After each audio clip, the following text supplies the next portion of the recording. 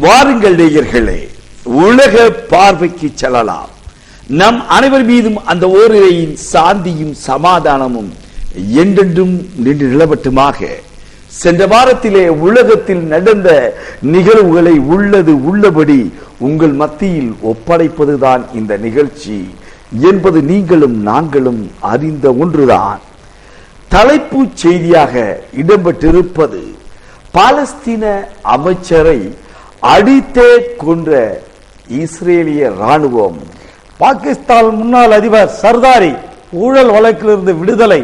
த Mauritius பாராளுமன்ற தேர்தலில் எதிர்கட்சி அமோக வெற்றி. ஹைகோர்ட் உத்தரவின்படி ஹாங்காங்கில் போராட்ட முகாம்கள் கலைப்பு.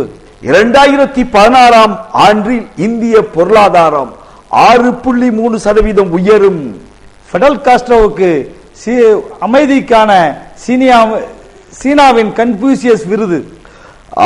கச்சா எண்ணெய் விலை வீழ்ச்சி, இஸ்லாமிய நாடுகளுக்கு எதிராக சதி, ஈரான் குற்றச்சாட்டு. சர்வதேச அளவில் அபாயகரமான நாடுகள் 8வது இடத்தில் பாகிஸ்தான். இந்தியா பாகிஸ்தான் இடையில் ஆன காஷ்மீரிய பிரச்சனைக்கு தீர்வு காண உத்தரவிட உதவிட தயார் பான் கி மூன். கைதிகளிலும் நடைபெற்ற விசாரணை முறைகள் வெறுக்கத்தக்கவை. CIA ஒப்புதல் வாக்குமூலம். சீனாவில் ஃபர்தாவுக்கு தடை. CIA விசாரணை முறை உலக நாடுகள் அதிருப்தி. வடகொரியா சிறைச்சாலைகளில் மனித உரிமை மீறல் குற்றம் சாட்டுவது அமெரிக்கா. சிரியா மீது இஸ்ரேல் தாக்குதல். பல்வேறு செய்திகள் உங்களுக்காக காத்திருக்கிறது. எப்போதும் போல இந்த நிகழ்ச்சியை விமர்சிப்பதற்காக விமர்சகர்கள் நாம் வரவேற்றுக் கொண்டிருக்கிறோம். அந்த வகையிலே பல விமர்சகர்கள் தொடர்பு கொண்டே இருக்கிறார்கள். நிறைய போன் செல்பேசியில் தொடர்பு கொண்டுகிட்டே இருக்கக்கூடிய நண்பர்களை எப்படி ஆஸ்வாசப்படுத்துவது என்பது நமக்கு தெரியவில்லை. ஏனென்றால் இந்த நிலையிலே பார்க்கின்ற போது பல சகோதரர்கள் பல சகோதரிகள் நாங்களும் அதிலே கலந்து கொள்ள வேண்டும் என்றால் என்ன செய்வது என்று கேட்டபோது எங்களால் வர முடியாதே, அந்த மாதிரி நிலை ஏற்பட்டிருக்கிறது என்று வெளிநாட்டில் இருக்கின்ற நம் சகோதரர்கள் சகோதரிகளும் அதை உள்நாட்டு சகோதர சகோதரிகளும் கேட்டுக்கொண்டிருக்கிறார்கள். வர முடியாத நாங்கள் என்ன செய்வது என்பதை கேட்கின்ற போது அவர்களுக்கு ஒரு வகையாக அல்லது ஒரு தெளிவான ஒரு பாதையாக ஏற்கனவே நாம் சொல்லியிருந்தோம். அதாவது தொலைபேசியில் தொடர்பு கொள்ள வைப்பது என்ற ரீதியிலே இந்த முதல் முறையாக நாம் வெளிநாட்டில் அல்ல உள்நாட்டில் இருந்தே நம்முடைய திருப்பூரை சார்ந்த யாசிர் அரஃபாத் என்று சொல்லக்கூடிய நேயர் இப்போது நம்முடைய அலைபேசியிலே தொலைபேசியிலே இருந்து கொண்டிருக்கிறார். யாசிர் அரஃபாத், வலைக்கும் அஸ்ஸலாம். உங்களுடைய விமர்சனங்களை பதிவு செய்யுங்கள் யாசிர் அரஃபாத். வாரம் நடைபெறும் உலக நிகழ்ச்சி அந்தந்த வாரத்தில் நடக்கிற முக்கியமான செய்திகளை உலக ரீதியாக நடக்கிறது, உள்நாட்டில் நடக்கிறது எல்லாத்தையும் அலசி ஆராய்ந்து வருகிறது. இது புதுமையான அனுபவத்தை அனைவருக்கும் அதுக்கு கொடுக்குது. அது மட்டும் இல்லாம சில விஷயங்களுக்கு அது எப்படி தீர்வு காண்பது அப்படின்னு சொல்லி அரசியல் ரீதியாகவும் புரிவு கொடுக்கறது மக்கள் எளிதாக புரிந்து கொள்ளக்கூடிய நிகழ்ச்சியாகவும் உள்ளது. அது போக மற்ற வாரங்கள்ல இந்த INDJ சார்பாக நடக்கிற நிகழ்ச்சிகளும் மிக அருமையா இருக்குது. அது போக கொஞ்சம் நிகழ்ச்சிகளை மாற்றி அமைக்க வேண்டியது நாங்கள் சொல்லாண்டு இருந்தோம் ரொம்ப நாளா. அதாவது 2 பேர் உட்காந்து ஆலோசித்து கருத்துக்களை சொல்றத விட ஒரு 3-4 பேரா கலந்துக்கிட்டு ஒரு 3 பேர் கருத்து சொல்ற மாதிரியும் அதுக்கு ஒரு ஆள் தீர்வு சொல்ற மாதிரியும் அப்படி இருந்துச்சுன்னா இன்னும் நிகழ்ச்சி நல்லா இருக்கும்னு நாங்கள் நினைக்கிறோம். அது போக மாற்று மத சகோதரர்களுக்கு தெரிகிற வகையில் மற்ற உலக பார்வை இல்லாமல் மற்ற நேரங்கள் INDJ நிகழ்ச்சியை ஒரு வெற்று மூலியமாகவோ இல்லைன்னா இன்னைக்கு பயன்படுத்தக்கூடிய வாட்ஸ்அப் மூலம் டெலிகிராம் மூலம் நம்பர்களை கொடுத்து அது மூலியம் மாற்று மத சகோதரர்கள் கேள்வி கேட்க வச்சு அது மூலியமா நீங்கள் பதில் சொல்கிற மாதிரி நிகழ்ச்சி நடத்தினா இன்னும் சிறப்பாக இருக்கும் மற்ற நேரங்களில். அது போல மற்ற மீடியாக்கள் மறைக்கக்கூடிய விஷயங்களை வாரம் எடுத்து வெளியே சொல்லிக்கிட்டு இருக்கீங்க. ஏன்னா உதாரணத்துக்கு பார்த்தா இந்த வாரம் அந்த உத்தரப்பிரதேசத்தில் நடந்த கட்டாய மதமாற்றம் வந்து முஸ்லீம்கள் 57 குடும்பங்கள் வந்து மதமாற்றங்கள் செஞ்சதாகவும் அதை வந்து கட்டாயமா வந்து அவங்க வந்து பேட்டி கொடுத்துருக்காங்க. டைம்ஸ் நவ் இந்தியா இது மாதிரி அந்த ஒரு தொலைக்காட்சி மட்டும்தான் அதை வந்து ஒளிபரப்பு செஞ்சாங்க. அந்த முனிரா 100 லட்சம் சொல்லிட்டு அவங்க எல்லாம் வந்துட்டு அதை கவனிச்சிட்டவங்க எல்லாம் எங்களை வந்து ரேஷன் கார்டு ஆதார் அடையாட்டம் தரேன்னா சொல்லி கூட்டு போனாங்க. ஆனா அங்க கூட்டு போயிட்டு எங்களை வந்து மதமாற்ற நிகழ்ச்சி சொல்லி சொன்னாங்க. ஆனா நாங்களாம் மதம் மாறல, இன்னைக்கு தொழுதோம் அப்படின்ற சொல்ற விஷயங்கள் எல்லாம் வந்து அவங்க வந்து சொன்னாங்க. அந்த மாதிரி செய்திகளை வந்து மற்ற மீடியாக்கள் ஒளிபரப்புறது இல்லை. அது மாதிரி செய்திகளையும் நீங்க எடுத்து சொல்றீங்க. அதே மாதிரி இன்னைக்கு பார்த்தா இந்த கூடங்குளம் அணு உலைகளை பார்த்தீங்கன்னா அங்க இனி வருங்காலங்கள்ல இன்னைக்கு மாதிரி கூடங்குளமே வேணாம் அப்படின்றதுதான் எல்லாத்தோட கருத்து, அணு உலையே வேணாம் அப்படின்னு சொல்லிட்டு. ஆனா இன்னைக்கு வந்து இந்தியா வந்து தேர்தலுக்கு முன்னாடி பிஜேபி அரசு வந்து கூட அணு உலை வந்து நாட்டுக்கு வேண்டியதில்லை, அந்த மக்களை பாதிக்குன்னு சொல்லிட்டு. ஆனா இன்னைக்கு வந்து இந்தியா வந்த ரஷ்ய அதிபர் புட்டின் கூட வந்து ஒரு ஒப்பந்தம் போட்டிருக்கிறாங்க. 12 மேலும் வந்து 12 அணு உலைகள் வந்து திறக்கப்படும் சொல்லி. இது எரிய நெருப்புல எண்ணெய் ஊத்துற கதையா வந்து அவங்க மறுபடியும் செஞ்சுக்கிறாங்க. இனி வந்து உலகப்பாதை நிகழ்ச்சிகளை நீங்க வந்து அந்த மாதிரி பகுதி மக்களுக்கு அந்த கருத்து கேட்டு அதை ஒரு சின்ன வீடியோ மாதிரி கிளிப் வந்து அதை போட்டு காமிச்சு அதுக்கு தீர்வு சொல்ற மாதிரி நடத்துனீங்கன்னா இன்னும் சிறப்பா இருக்குன்றது எங்க கருத்து. நன்றி யாசிர் அரபாத். யாசிர் அரபாத்துடைய கருத்துக்களை பொறுத்த மாத்திரத்தில் நிகழ்ச்சியை பார்ப்பதோடு மாத்திரமல்ல, அந்த நிகழ்ச்சிகளை எப்படி மாற்றி அமைக்க வேண்டும் என்று நாம் விமர்சனங்கள் செய்ய விரும்புகின்றோமோ அப்படி விமர்சனம் செய்திருக்கிறார். அதிலேயும் வந்து 3-4 பேர்களை வைத்துக் கொண்டு கூட உங்களுடைய கலந்தாய்வை செய்யலாமே, அப்படிப்பட்ட கலந்தாய்வு செய்வதனால் இன்னும் நன்மை கிடைக்குமே என்று சொல்லியிருக்கிறார். நாம் வந்து ஒன்றை புரிந்து கொள்ள வேண்டும் யாசிர் அரபாத், இது நமக்கு இருக்கின்ற அரை மணி நேர நிகழ்ச்சி. இந்த நிகழ்ச்சி என்பது மீடியாவில் நடத்தக்கூடிய நிகழ்ச்சி, ஐஎன்டிஜன் மூலியமாக நடத்தப்படுகிறது. அந்த நிகழ்ச்சியில் வந்து அந்த அரை மணி நேரத்தை தான் நம்மளால பயன்படுத்திக் கொள்ள முடியும். எல்லா நேரங்களிலும் எல்லாத்தையும் பயன்படுத்திக் கொள்வது என்பது நடவாத காரியம். இருந்தாலும் கூட அந்த தினசரி செய்திகள் வருகின்ற செய்திகளை வைத்து ஒரு சிறிய அளவு விமர்சனங்களை வந்து தினந்தோறும் அந்த அரை மணி நேர நிகழ்ச்சியில கொண்டு வரலாமே அப்படிங்கிற ஆலோசனையை இன்ஷா அல்லாஹ் நடைமுறைப்படுத்துவதற்கான முயற்சியை செய்கிறோம். அதே போல ஆழ்ந்து கவனிக்கிறார் யாசிரை பொறுத்த மாத்திரத்தில் வெளியில் இருந்து வருகின்ற செய்திகள், ஊடக செய்திகள், பத்திரிகை செய்திகளை ஆழ்ந்து கவனிக்கிறார். அதன் தன்னுடைய கவலையை வெளிப்படுத்தி இருக்கிறார். அது 57 பேர்கள் மதமாற்றம் செய்யப்பட்ட நிகழ்வு, இப்படி எல்லாத்தையுமே சொல்லி இருக்கிறார். எல்லாத்தையும் பொறுத்த மாத்திரத்தில் உங்களுக்கு விமர்சனங்களாக அடுத்தடுத்து நாம் சொல்ல இருக்கிறோம் என்பதை சொல்லிக்கொண்டு, இப்படிப்பட்ட நிறைவான விமர்சனங்கள் தான் நமக்கு தேவை. ஆகவே இப்படி விமர்சனம் செய்யக்கூடியவர்கள் சகோதர சகோதரிகளாக யாராக இருந்தாலும் முன்னாடியே நீங்கள் பதிவு செய்து விட்டீர்கள் என்றால் அந்த பதிவு வந்து சனிக்கிழமையில் தான் இப்படி நாம் பதிவு செய்ய முடியும். அந்த சனிக்கிழமை உங்களுக்கு இந்த நேரங்களில், அதாவது 9 மணியிலிருந்து அல்லது 8:30 மணியிலிருந்து 9 மணிக்குள் பதிவு செய்கின்ற இந்த நிகழ்வுகள் தான் உங்களுக்கு நைட்டு நீங்கள் 12 மணிக்கு பார்க்குறீங்க, இல்லைன்னா காலையில் 9 மணிக்கு அதே செய்திகளை நீங்கள் பார்க்குறீங்க. அப்படி பதிவு செய்வதற்கான நேரத்தை உங்களுக்கு குறிப்பிட்டு சொல்வார்கள். யாரிடம் நீங்கள் தொடர்பு கொள்ள வேண்டும் என்பதற்கு அந்த தொடர்பு எண்கள் வந்து இடப்படும். தயவு செய்து என்னுடைய எண்ணில் தொடர்பு கொள்ள வேண்டாம் என்று கேட்டுக்கொள்கிறேன். எதற்காக கேட்டுக்கொள்கிறேன் என்றால், என்னுடைய எண்கள் வந்து நீங்க போட்டாலும் சில சமயங்களில் ரீச் ஆகாது அல்லது உங்களோட தொடர்பு கொள்ள முடியாது, அப்படிப்பட்ட சூழல் இருக்கிறது. ஆகவே என்னுடைய எண்களில் தொடர்பு கொள்ளாமல் சகோதரர் யாசிர் மற்றும் முனீர் அவர்கள், முனீரை பற்றியும் சொல்லணும். பல பேர் வந்து ஏன் போன வாரம் முனீர் வரல, ஏதோ உடம்பு சரியில்லையான்னு கேட்டாங்க. இல்லை, அவர் தன்னுடைய ஃபேமிலி அழைத்து கொண்டு மலேசியா சென்றிருக்கிறார். அவருடைய சொந்தக்காரர்கள் மலேசியாவில் இருக்கிறார்கள். ஆகவே மலேசியாவுக்கு தன்னுடைய குடும்பத்தார்களை சந்திப்பதற்காக சென்றிருக்கிறார்.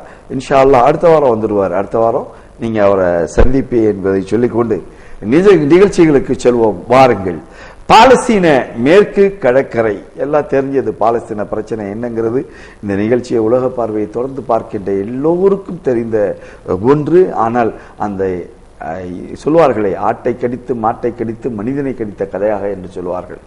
இவர்கள் வந்து இதுவரையிலும் அப்பாவிகளை கொலை செய்தார்கள், ராணுவ வீரர்களை கொலை செய்தார்கள். இப்ப என்னடான்னா ஒரு அமைச்சரையே கொலை செய்திருக்கிறார்கள்.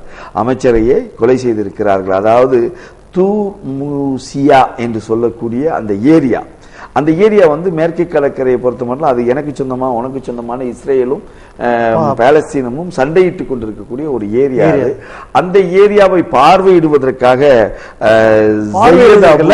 அங்க ஏற்கனவே இஸ்ரேலியர்கள் தங்களுடைய குடியேற்றங்களை நிகழ்த்துவதற்கு எதிராக பாலஸ்தீனர்கள் அங்கே எதிர்த்து போராடி கொண்டிருக்கிறார்கள். அந்த இடத்தில் ஏற்பட்ட பாதிப்பை பார்வையிடுவதற்காகத்தான் அமைச்சர் போயிருக்கிறார். அபு இன் என்று சொல்லக்கூடிய அந்த சகோதரர் போயிட்டு இருக்கிறாரு.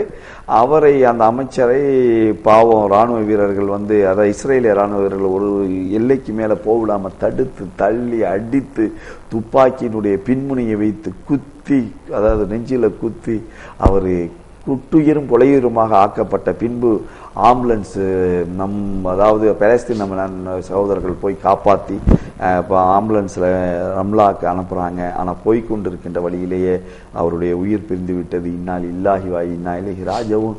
இதை மிகப்பெரிய கண்டனத்தை மஹ்மூத் அப்பாஸ் அவர்கள் தெரியப்படுத்தியிருக்கிறார்கள். பாலஸ்தீனத்தினுடைய அதிபர் பிரதமர் அவர்கள் தெரியப்படுத்தியிருக்கிறார்கள். ஆனாலும் இது மிகப்பெரிய அநீதியான ஒரு செயல். ஆனால் இந்த அநீதிக்கு எந்த நாடும் கண்டனம் தெரிவிக்கவில்லை. என்ன அநியாயமா இருக்கு? எவனாவது ஒருத்தன் செத்து போயிட்டா கூட கண்டனம் தெரிவிக்கிறீங்களேப்பா. யாரையாவது ஒருத்தனை பத்திரிகையாளன் கருத்து அறுத்துட்டானோன்னு உடனே கண்டனம் தெரிவிக்கிறீங்க. அது அறுத்தது உண்மையா பொய்யான்னு கூட தெரியாது. ஆனா இங்கே நடந்திருப்பதை அப்பட்டமாக ரஷ்ய தொலைக்காட்சி வெளியிட்டிருக்கிறது. உலகமே பதறி இருக்கிறது. அந்த பதட்டப்படுகின்ற அளவில் நடந்த ஒரு நிகழ்வு இது. இதற்கு அமெரிக்கா கண்டனம் தெரிவிக்குதாயா? உலக நாட்டுக்கு வந்து நான் தான் சட்டாம் பிள்ளைங்கிறான், நான் தான் ரவுடிங்கிறிய ரவுடி அமெரிக்காவை ஓம் புள்ள கள்ள புள்ள இஸ்ரேலிய கள்ள புள்ள இந்த அநீதி செய்திருக்கிறத கண்டித்திருக்கிறாயா? அதே மாதிரி பிரிட்டன் கண்டித்திருக்கிறாயா? ஏன் இவ்வளவுக்கு மேலாக நாங்கள் ஜனநாயக மிகப்பெரிய ஜனநாயக நாடு, எங்களை விட ஜனநாயக நாடு யாருமே இல்லை, நம்ம மார்த்தட்டிக்கிட்டு இருக்கிறோமே, நம்ம நாட்டினுடைய பிரதமர் கண்டனம் தெரிவித்திருக்கிறாரா? தெரியலையாப்பா. என்ன அநீதி? கொல்லப்படுவது ஒரு முஸ்லீமாக இருந்தால் நாங்கள் கண்டனம் தெரிவிக்க மாட்டோம். ஆனால் வேற யாராக இருந்தாலும் நாங்கள் கண்டனம் தெரிவிப்போம் என்றால் ஒரு கண்ணில் சுண்ணாம்பும் ஒரு கண்ணில் வெண்ணையும் வைப்பது ஒரு நீதியா? அது ஜனநாயகமா? இதுதான் இந்திய குடியுரிமையா? என்னென்ன நமக்கு தெரியல. என்ன இருக்கு இங்க? எதுவுமே இல்லை அப்படிங்கிற மாதிரி ஆக்கப்பட்டு விட்டதா? ஆனா இங்க அதுக்கு பதிலா என்னென்னலாம் பண்ணணுமோ அதெல்லாம் இங்க பண்ண ஆரம்பிச்சிட்டாங்க இந்தியாவை பொறுத்த. ஆமா, எந்த அளவுக்கு என்று சொன்னா பதவி வருகிற போது பணிவு வர வேண்டும் என்று சொல்வார்கள். ஆனால் இவர்கள் பதவிக்கு வந்த பிறகு வாய்க்கொழுப்பு தான் அதிகமாகிவிட்டது என்பதை தான் இவருடைய பேச்சுக்கள் ஒவ்வொன்றும் காட்டுகிறது. ஒவ்வொருத்தர் என்ன சொல்லுவாங்க, ஆளுக்கால் நாட்டாமை, தடியெடுத்தவனெல்லாம் தண்டல்காரன் என்பது போல ஆளுக்கால் தங்கள் வாய்க்கு வந்ததை பேசிக் கொண்டு இருக்கிறார். ஒருவர் சொல்கிறார் தாஜ்மஹால் என்பது இந்து கோயிலுடைய ஒரு பகுதி என்று சொல்கிறார். அடுத்து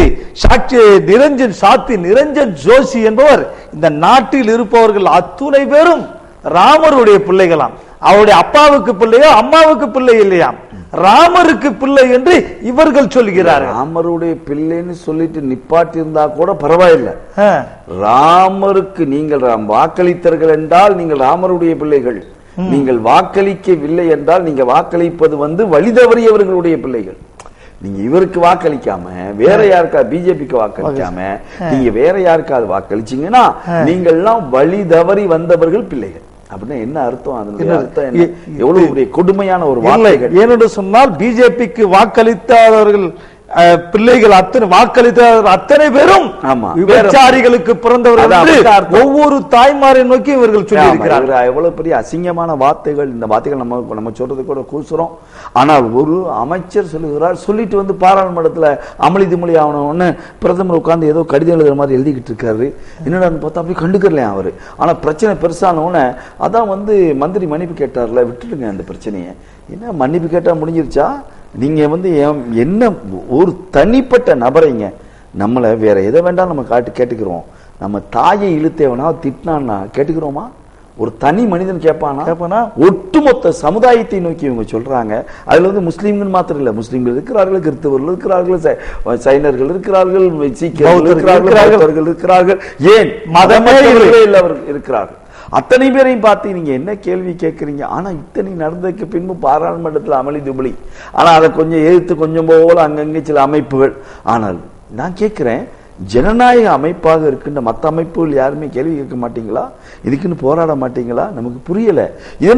இது தள்ளி விட்டோன்னே முஸ்லீம்கள் என்ன சொல்லுகின்றீர்கள்? முஸ்லிம்களுடைய எதிர்ப்பு என்ன? முஸ்லிம்கள் என்ன முஸ்லிம்களை மட்டுமா கேட்டாண்டாமா?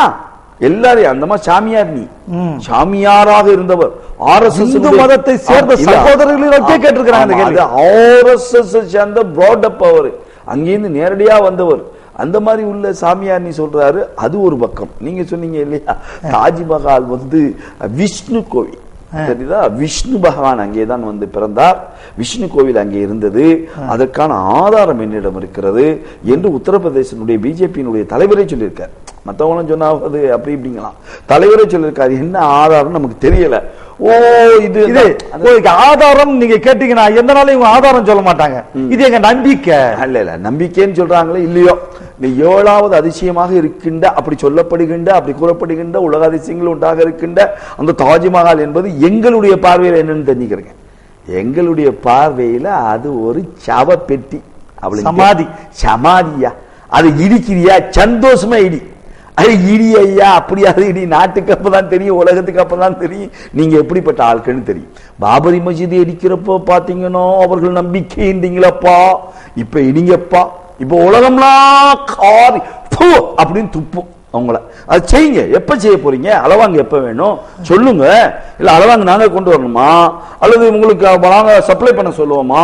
இல்லைன்னா சொல்லுங்க. ஏன்னா பெரும்பாலும் நம்ம குஜராத்தில் தான் நிறைய எக்குலாம் கிடைக்குது.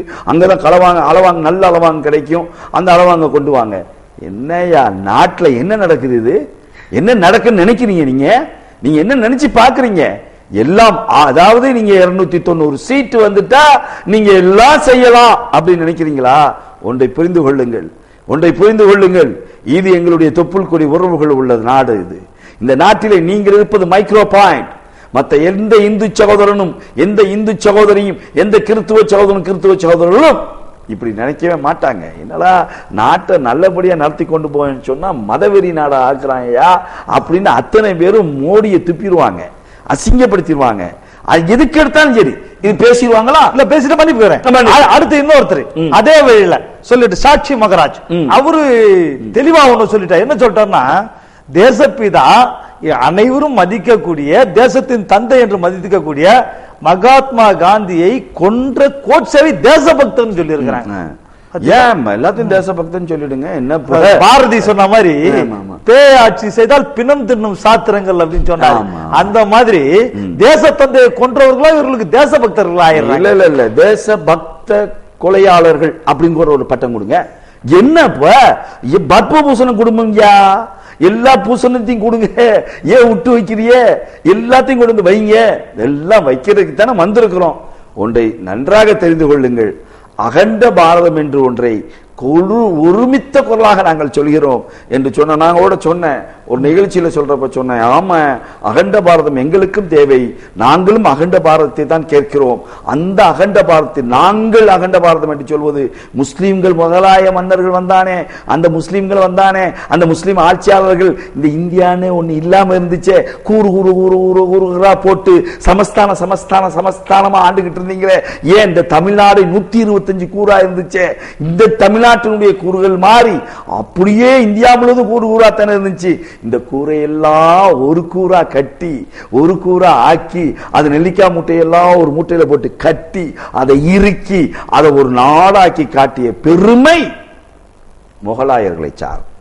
அகண்ட பாரதம் என்பதை உருவாக்கி காட்டிய பெருமை முஸ்லிம்களை சாரும். இது வரலாற்று உண்மை. இது நம்பிக்கை இல்லையா? இது எங்க நம்பிக்கை? அப்படிலாம் கிடையாது. இது வரலாற்றில் சொல்லப்பட்டிருக்கின்ற உண்மை. இந்த உண்மைக்கு வரலாறு இருக்கிறது.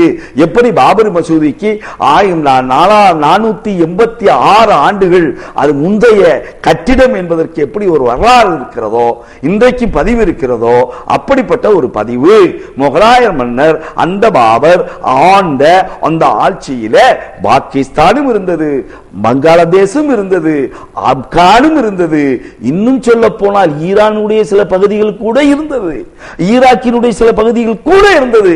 எல்லாத்தையும் சேர்த்துக்கிட்டோன்னு வைங்க, அகண்ட பாரதத்துல மோடியா இருப்பாரு. ஒரு முஸ்லிம் என் பிஜேபி சகோதரர்களே, என் RSS நண்பர்களே, அன்பர்களே, என் இந்து முன்னணி நண்பர்களே, எல்லாம் கொஞ்சம் சிந்திச்சு பாருங்க ஐயா. வாய விடாதீங்க. எதை எடுத்தாலும் பொய் சொல்றீங்க, எதுக்கு எடுத்தாலும் வரலாறையே மாத்துறீங்க, பொய்யாக்குறீங்க. நம்ம கோஷைக்கு என்னையா கொடுக்கணும்? அந்த கோஷை இஸ்மாயில் பேர் போட்டு வந்தாரு, பச்சை குத்திட்டு வந்தாருங்கிறது உண்மை. காந்தியை கொல்ல வந்தப்போ தொப்பி போட்டு வந்தார் முஸ்லீமாருங்கிறது உண்மை. இது நான் சொல்லல, அன்றைக்குள்ள பத்திரிகை செய்தி. அதே மாதிரி வேட்டி கட்டிட்டு வந்தாருங்கிறது உண்மை. சுன்னத் பண்ணியிருந்தார்கள் உண்மை, இன்னைக்கும் சுன்னத் பண்ணியிருந்தார்கள் உண்மை. இதெல்லாம் மறுக்க முடியுமா? அவர் நல்லது செய்தார் அப்படின்னு சொன்னீங்கன்னா, இப்பவும் சொல்றேன், கொள்கைக்காக உயிர் விடக்கூடியவன் யாராக இருக்கட்டும், அவன் தான் சொந்த ஐடென்டிபிகேஷன் வரணும்.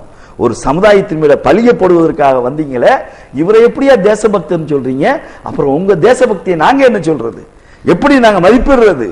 எங்களுக்கு தேசபக்தி இருக்கிறது. இந்த நாட்டினுடைய மண்ணின் ஒரு பிடியை கூட விட்டு கொடுக்க மாட்டோம். இப்பவும் சொல்றோம், பாகிஸ்தான்காரன் இங்க போறதற்கு வரானா எல்லையில உள்ள அத்தனை பேர் வெளியில போச்சொல், முஸ்லிம்கள் நிற்போம், அந்நிவகுத்து நிற்போம்.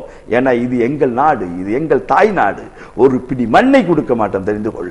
இது சும்மா வாய்ச்சவடால் இல்ல, மிக தெளிவாக தூக்கி வைப்போம், தெளிவாக சொல்வோம் என்பதை சொல்லிக்கொண்டு நீங்க அடுத்ததுக்கு வாங்க. அந்த 57 பேர்கள் கட்டாய மதமாற்றம் இருக்கிறது ஆக்ராவில். அது என்ன சொல்லிட்டுனா, மக்கள் எல்லாம் கூப்பிட்டுருக்காங்க, உலகம் பூரா அறிவிச்சிருக்கிறாங்க. ஆக்ராவில் 57 முஸ்லிம்களை நாங்கள் மதம் மாற்றி விட்டோம், அவர்கள் மதம் மாறி விட்டார்கள் என்று சொல்லி யாகம் செய்த அந்த போட்டோக்களை பத்திரிகையில வெளியிட்டு இருக்கிறாங்க. என்னன்னு போய் அவர்களிடத்துல கேட்டா, நீங்க எப்படிங்க நீங்க மதம் மாறினீங்க, எந்த கொள்கை உன்னைக்கு பிடித்தது, இஸ்லாத்தில் இல்லாத எந்த கொள்கை உங்களை ஈர்த்தது அப்படின்னு சொல்லி பத்திரிகையாளர்கள் கேட்டாங்க. அவங்க சொல்றாங்க, நாங்க எங்க மதம் மாற வந்தோம், எங்களுக்கு ரேஷன் கார்டு தரேன்னு சொன்னாங்க, கேஸ் கனெக்ஷன் தரேன்னு சொன்னாங்க, ஆதார் அட்டை தரேன்னு சொன்னாங்க, அப்படியே உட்கார வச்சுட்டாங்க அப்படின்னு சொல்றாங்க. அதாவது எல்லா டிவிகள்லையும் இது காட்டப்பட்டுச்சுங்க. எல்லாம் உட்காந்து ஒரு ஆள் அப்படியே நெய்ய ஊத்த, ஹோமம் எரிய, பக்கத்தில் உட்காந்து எல்லாம் சொல்ல, ஒருத்தர் தொப்பி போட்டு 4-5 பேர் தொப்பி போட்டு உட்காந்துருக்க, ஒரு அம்மா சீலையை பொத்திக்கிட்டு இருக்க, இப்படிலாம் காட்சியப்படுத்தப்பட்டது. நாங்கள் கூட நினைச்சேன், சரி யாரையாவது போட்டுக்கிட்டு கொண்டு வந்து உட்கார வச்சுட்டாங்களோ அப்படின்னு பார்த்தா, கடைசியில் என்னடான்னா இப்படி கேஸுக்கும் என்னடா நாடு இது. நீங்க தான் முதல்ல சொன்னீங்க, எல்லாம் ஏன் தெரியுமா இஸ்லாத்துக்கு போறோம், ஏன் தெரியுமா கிறிஸ்தவனா போறோம், பணம் கொடுக்குறாங்க நீங்க. அப்புறம் ஒரு காலத்துல சொன்னீங்க, நம்ம ராமகோபால் ஐயர் கூட சொல்லுவாரு, ஒரு கையில வாள் வச்சுக்கிட்டாங்க, ஒரு கையில குரான் வச்சுக்கிட்டாங்க, இஸ்லாத்துக்கு வாரியா இல்ல தலையை சீவவான்னு கேட்டாங்க, அதனாலதான் எல்லாம் இஸ்லாத்துக்கு போனாங்கன்னு. எப்ப அவர் பாபர் போய் எல்லாம் ஒளிஞ்சு போய், அதுக்கப்புறம் கிட்டத்தட்ட 200 வருஷம் இங்கிலீஷ்காரன் ஆண்டு, அதுக்கப்புறம் நீங்க ஒரு 67 வருஷம் ஆண்டுட்டீங்க, 68 வருஷம் ஆகி போச்சு. இவ்வளவு ஆண்டதுக்கு அப்புறம் இப்போ இஸ்லாத்துல வராங்க. நேற்று கூட நம்ம ஆபீஸ்ல ஒருத்தர் கரிமா சொல்றாரு, ஏன் கரிமா சொல்ற, இது சட்ட திட்டங்கள் எனக்கு பிடித்திருக்கிறது, ஓரிரை கொள்கை பிடித்திருக்கிறது, இங்க எதையும் கொடுக்கலையா, நம்பிக்கையை கொடுக்கிறோம், இறை நம்பிக்கை மட்டும்தான். அரசாங்கம் தான் உணர்ந்து இருக்குது. மீனாட்சிபுரத்துல இஸ்லாத்துக்கு வந்த சகோதரர்களிடத்துல அரசு இயந்திரங்கள் மொத்தமும் இந்துத்துவ இயக்கங்கள் மொத்த பேர் அங்க போய் உட்கார்ந்து கேம்ப் அடிச்சு, நீங்க ஏன் மாறினீங்க, பணம் கொடுத்தாங்களா, அரபு நாட்டு காசு வந்ததா, பெட்ரோல் காசு வந்ததா, டீசல் காசு வந்ததா அப்படின்னு சொல்லி கேட்ட போது அவர்கள் சொன்னார்கள், எங்களுக்கு அங்கே சமத்துவம் இருக்கிறது, சகோதரத்துவம் இருக்கிறது, சாதிய ஏற்றத்தாழ்வு கிடையாது, நாங்கள் மனிதனாக மதிக்கப்படுகிறோம். நிறைய இந்த செய்திகளை பத்தி நிறைய நாம் பார்க்க வேண்டியது இருக்கிறது. அதற்கு முன்பு பார்த்தீர்கள் என்றால், இந்திய தௌஹீத் ஜமாத்தினுடைய பயங்கரவாத எதிர்ப்பு இரத்த தான முகாமை பற்றிய சில செய்திகளை இப்போது உங்கள் மத்தியிலே